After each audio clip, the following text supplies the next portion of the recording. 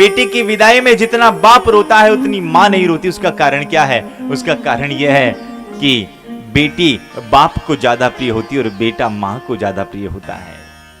जब बेटी की विदाई होती है ना, पिता फूट फूट कर रोते हैं कि अरे आज मेरी लाडो जा रही है, अरे आज मेरी लाडो जा रही है, आज मेरी लाडो जा रही, इसकी जो इच्छा हो वो पूरी करो। आपको एक निवेदन करके बात बता दूं, जब कभी भी बेटी का विवाह होना, आपकी जितनी सामर्थ्यता हो उस सामर्थ्यता से ज्यादा उस बेटी को कन्यादान में देना। क्योंकि विवाह के बाद आपकी बेटी के घर में चाहे कितना ही सुख हो दुख हो, फिर वो आकर नहीं कहेगी कि पिताजी मेरे घर में मेरे यहां पर इस बात की कमी है। ध्यान रखना, ये बेटी अगर आपके यहां आ रही है ना, बेटी का जन्म अगर आपके यहां हुआ है, इसका मतलब आप भाग्यवान हो। पर बेटे का जन्म होता है ना, तो मैंने देखा है कि बेटे के जन्म के समय तो गांव गांव में घर घर में लड्डू बंटवाते हैं साहब, लड्डू बंटवाते हैं कि माँ को छोरो ही हो, माँ को छोरो भी हो। और जब लड़की का जन्म होता है ना, तो सासू माँ तो चूल्हे को फूंक लगाती रहेगी और कोई आकर पूछे कि क्या हुआ है, ओके कौन सा छोरी भी लड़की के जन्म पर ऐसा।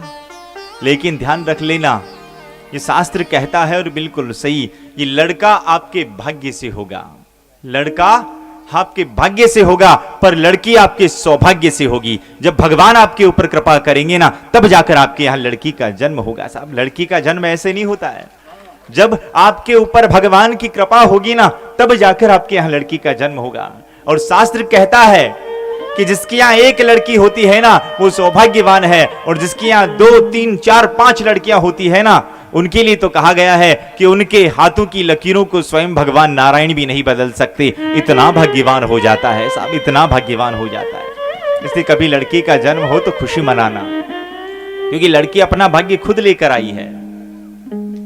और जब उसकी विदाई हो ना, तो जितनी आपकी सामर्थ्यता हो, उस सामर्थ्यता के आधार पर आप आपकी बेटी को कन्यादान करना।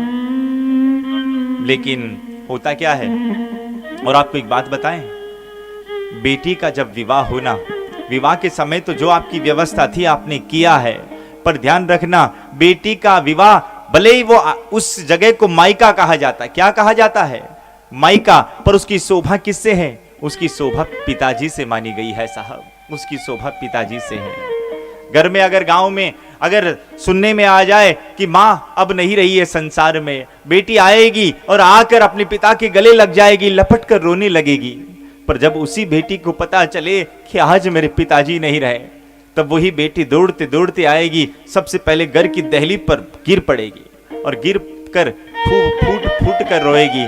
आज उसे लगेगा कि आज मैं अब पराई हुई हूं। हाँ, भले ही माँ है, पर माँ अब भाई और भौजाई के अधीन है, इसलिए माँ चाहकर भी अपनी बेटी के लिए कुछ नहीं कर सकती। इसलिए जब तक पिता है ना, तब तक अपने आप को बड़ा भाग्यवान, जब तक आपकी यहां बेटी है तब तक आप अपने आप को इस प्रकार का भाव रखना, क्योंकि पिता वास्तव में, पिता हर बेटी का स्वाभिमान होता है।